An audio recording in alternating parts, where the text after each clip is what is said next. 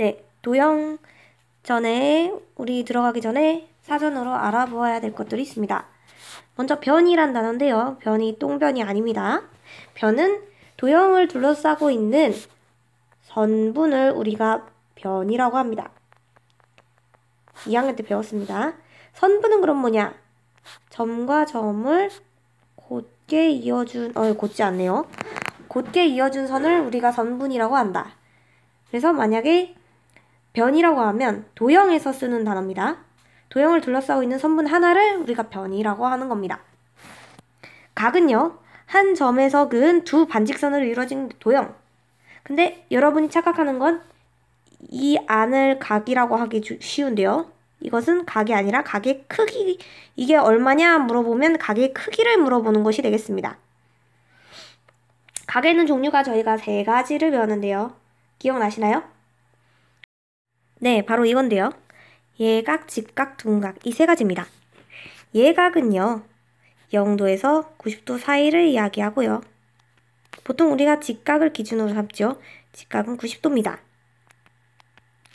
둔각은요, 90도에서 180도 사이를 이야기합니다. 근데 중요한 것은 둔각에는 90도나 180도가 포함되지 않고요. 예각에는 0도랑 90도가 포함되지 않습니다. 왜냐면 90도는 직각이니까요.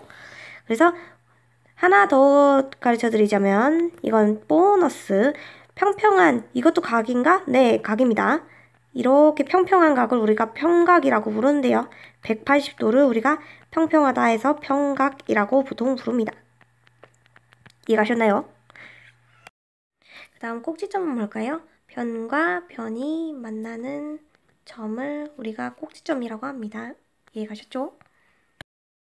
수직 정말 쉽습니다. 수직은 한 직선이 다른 직선과 이루는 각이 90도일 때, 직각을 이룰 때 우리가 수직 관계에 있다고 합니다. 딱 봐도 수직은 글씨에서 벌써 수직인 게 느껴지죠? 평행은 서로 만나지 않는 두 직선 사이의 관계를 우리가 평행이라고 합니다. 딱 봐도 평행이게 생겼잖아요. 그죠?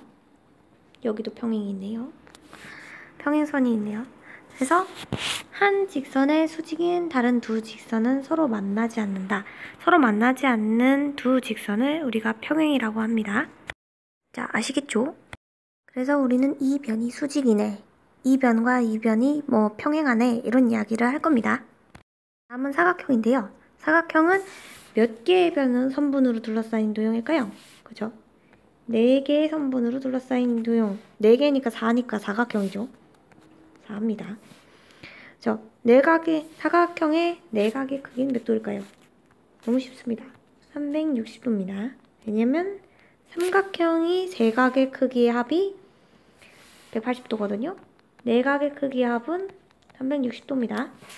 이 특징도 저희가 나중에 사각형에서 각도를 구할 때 써먹을 겁니다. 다음 직사각형. 저희 직사각형, 정사각형 배웠습니다. 언제냐? 3학년? 3학년 되겠죠? 네. 그래서 우리 직사각형은 4각이 모두 직각인 사각형이 되겠죠? 4각이 모두 직각입니다. 결국 4각이 직각이라는 건 360도에서 나누기 4를 하면 90도니까 모든 각이 같다는 얘기가 됩니다. 각의 크기가 같은 겁니다. 다음 정사각형입니다. 정사각형은 직사각형에다가 보너스 4변의 길이가 같은 특징이 추가됩니다. 그래서 4각이 모두 직각이면서 4변의 길이가 같으면 정사각형이 되는 겁니다. 그러면 4각이 모두 직각이기만 하면, 직각인 사각형이기만 하면 직사각형이다. 그렇습니다. 그러면 정사각형은 직사각형이다. 네, 그렇습니다. 정사각형은 직사각형에 속합니다. 이해가시죠?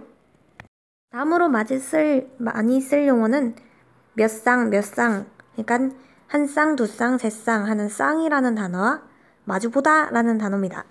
생각보다 많이 모르는 친구들이 있어서 설명해 드리겠습니다. 쌍이라는 거는 2가지를 하나로 묶어서 쌍이라고 합니다. 그러니까 변 하나와 변 하나를 묶어서 한 쌍이라고 할 수 있겠죠. 그럼 두 쌍은 어떻게 될까요?